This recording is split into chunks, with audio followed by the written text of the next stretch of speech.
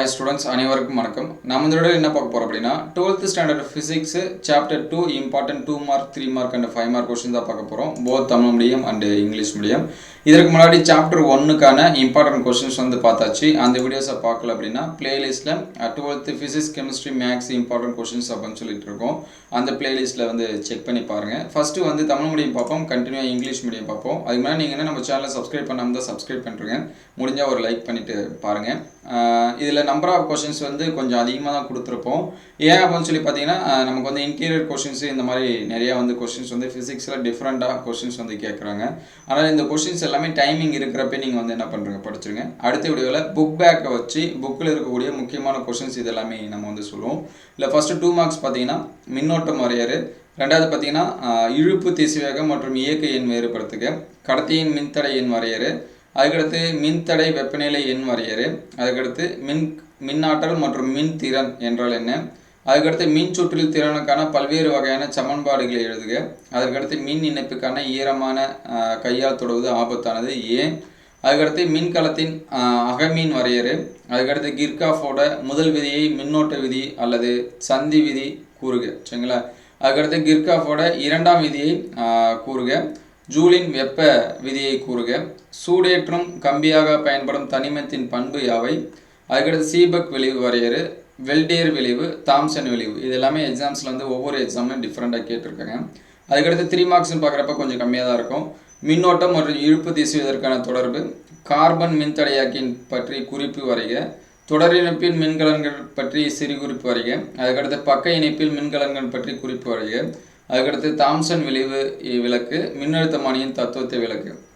அதுக்கடுத்து 5 மார்க்ஸ் பார்க்குறப்ப மின்னோட்டத்தின் நுண்மாதிரி கொள்கை விவரித்து அதிலிருந்து ஓம் விதியின் நுண்வடிவத்தை பெறுக, ஓம் விதியின் நுண்மாதிரி அமைப்பிலிருந்து ஓம் விதியின் பயன்பாட்டு வடிவத்தை தருக, அதுக்கடுத்து மின்தடையாக்கியின் தொடர் இணைப்பு மற்றும் பக்க இணைப்புகளில் இணைக்கப்படும் போது அதன் தொகுபயன் மின் மதிப்பு தருவி, வோல்ட் மீட்டரை பயன்படுத்தி மின்கலத்தின் அகமின் தடையை காண்பதை விளக்குக, வீஸ்டன் சமண சுற்றின் சமன்சை நிலைக்கான நிபந்தனையை பெறுக, மீட்டர் சமண சுற்றை பயன்படுத்தி தெரியாத மின்தடையை காண்க, மின்னழுத்தமானியை பயன்படுத்தி இரு மின்கலங்களின் மின்னழுத்த விசையை எவ்வாறு ஒப்பிடுகின்றன. சரிங்களா? இந்த கொஸ்டின்ஸ் எல்லாமே பாருங்கள். அடுத்த வீடியோவில் நம்ம வந்து தேர்ட் லெசன்ஸ் பார்ப்போம்.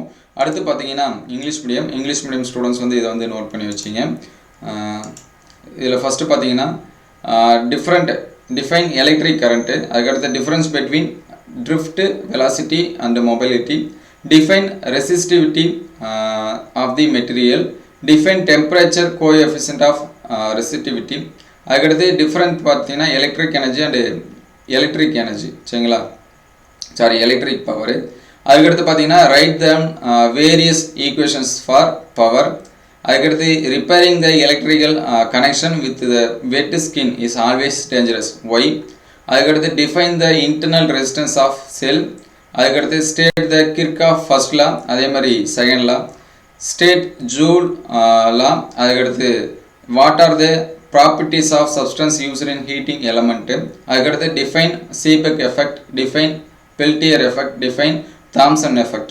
அதுக்கடுத்து 3 மார்க்ஸ் பார்த்தீங்கன்னா derive the relation between drift velocity and the current, write a note on carbon resistor, write a note on electric cell in series, write a note on electric cells in parallel, அதுக்கடுத்து explain the principle of potentiometer, அதுக்கடுத்து explain Thomson effect.